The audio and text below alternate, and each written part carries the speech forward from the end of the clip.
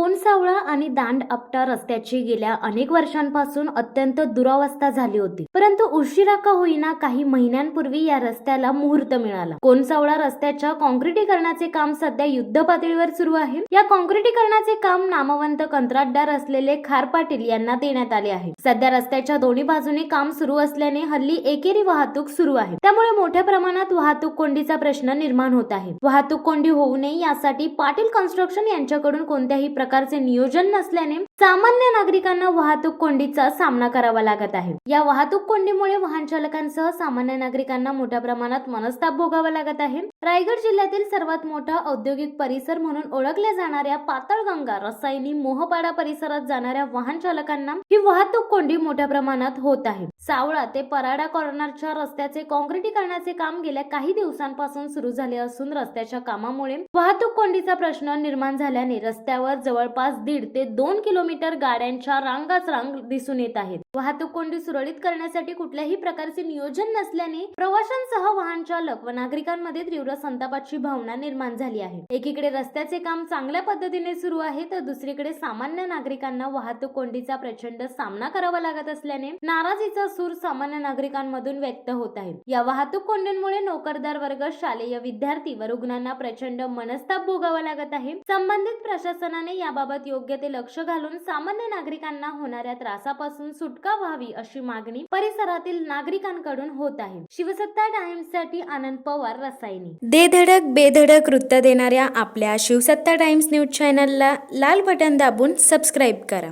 आणि बेल आयकॉनला क्लिक करायला विसरू नका।